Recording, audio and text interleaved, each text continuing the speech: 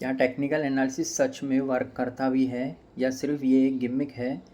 सबसे पहले ये देखते हैं कि टेक्निकल एनालिसिस कहता क्या है। टेक्निकल एनालिसिस कहता है कि अगर कोई स्टॉक है जो लास्ट टाइम 1000 रुपये पे आकर के 1200 रुपये पे बाउंस किया था, तो अगर वो फिर से आपको 1000 रुपये में मिले तो आप उसे बाय कर लीजिए, इस होप में कि वो फिर से 1200 जाएगा।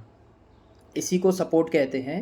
और अगर वो 1200 से हिट होकर फिर से नीचे आया था तो आप उसे 1200 पे सेल कर दीजिए, उसे रेजिस्टेंस कहते हैं।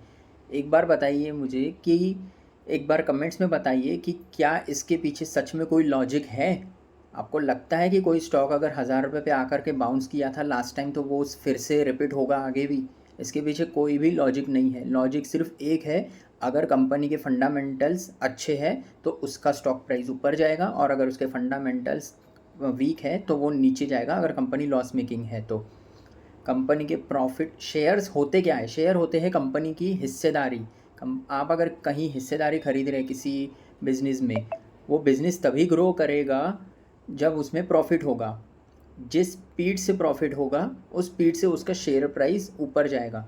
तो यहाँ पे हमें सिर्फ प्रॉफिट नहीं चाहिए, प्रॉफिट के साथ साथ हमें प्रॉफिट की ग्रोथ भी चाहिए। अगर कोई कंपनी है जो हर साल 100 करोड़ का प्रॉफिट कर रही है, ऐसी कई सारी कंपनियाँ हैं, पीछे देख सकते हो, मैं किसी का नाम नहीं लूँगा, ऐसी कई सारी कंपनीज आपको मिल जाएगी जिसका प्रॉफिट कंसिस्टेंसी के साथ एक ही लेवल पे चलता है। मतलब उसका बॉटम लाइन टॉप लाइन दोनों भी सेम है पिछले कुछ सालों से।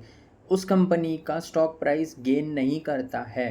वो कंपनी के जो प्रॉफिट है वो एज ए डिविडेंड प्रमोटर्स आपको दे देते हैं। कंपनी आपको एज ए डिविडेंड दे देगी उसका प्रॉफिट, क्योंकि वो री इन्वेस्ट नहीं कर रही है। री इन्वेस्ट करेगी तो कंपनी की प्रॉफिट में ग्रोथ होगी।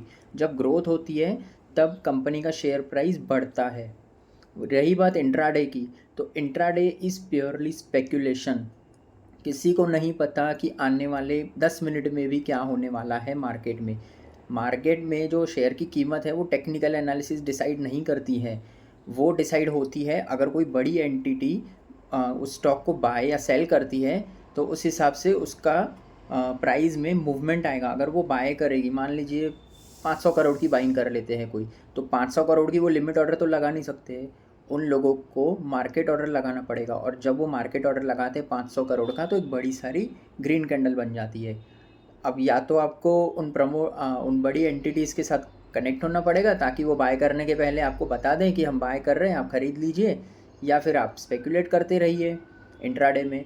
तो इससे बेटर है कि आप अच्छी कंपनीज़ की वैल्यूएशंस निकालिए। टेक्नो फंडामेंटल एनालिसिस एक बहुत अच्छी चीज़ है जिसमें आप कंपनी की प्रॉफिट और प्रॉफिट ग्रोथ और वैल्यूएशंस को डिफ़ाइन कर सकते हैं। एक बात और, टेक्नो फंडामेंटल एनालिसिस जो होती है वो बेस्ड ऑन पास्ट डेटा होती है, और जैसे मैंने पहले बताया टेक्निकल एनालिसिस वो भी बेस्ड ऑन पास्ट डेटा होता है कि पहले अगर 1000 रुपये पे आया था तो अब फिर से 1200 जाएगा। टेक्नो फंडामेंटल एनालिसिस में भी फ्यूचर की ग्रोथ तो आपको मिलेगी नहीं, वो तो रिजल्ट्स आएंगे उसके बाद दिखेगा। लेकिन टेक्नो फंडामेंटल एनालिसिस भी पास्ट को ही एनालाइज होकर के अज्यूम करता है कि फ्यूचर में भी सेम प्रॉफिट ग्रोथ होगी। तो फिर भी इस चीज़ में एक बहुत वेटेज है कि अगर कोई कंपनी रियल में पिछले कुछ सालों से प्रॉफिट कमा रही है तो वो रातों रात वो प्रॉफिट उसका कम तो नहीं हो जाएगा या ज़ीरो तो नहीं हो जाएगा, लॉस में तो नहीं चली जाएगी।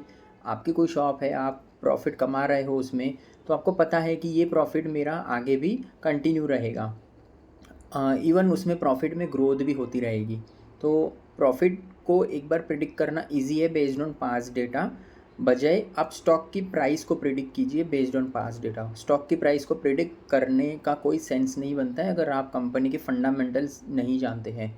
फ्यूचर की ग्रोथ तो हम किसी भी कंपनी की बदल भी सकती है, लेकिन वो बहुत रेयरेस्ट होता है कि ऐसी कई कंपनी है जो डूब गई क्योंकि उनका प्रॉफिट लॉस में कन्वर्ट हो गया, उसमें से स्कैम निकल आ गए। तो इसके लिए आपको एक बहुत अच्छी चीज़ है, स्टॉक मार्केट में आप 20 कंपनियों में अपना पैसे डिवाइड कर दीजिए, 20-25 कंपनी में। और डाइवर्सिफिकेशन भी आपको ज़्यादा रिटर्न नहीं देगी, उसमें भी आपका पोर्टफोलियो मोर और लेस सैचुरेट हो जाएगा।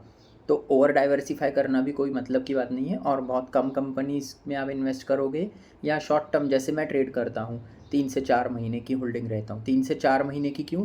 क्योंकि 4 महीनों में हर कंपनी का एक क्वार्टरली रिजल्ट पब्लिश हो जाता है जिसमें वो स्टॉक की price as per valuation react कर जाती है। तो आज के लिए इतना ही। होप आपको चीज़ें समझ आ गई होंगी कि मैं किस बेसिस पर स्टॉक में ट्रेड लेता हूँ और 3 से 4 महीने की होल्डिंग रहती है मेरी।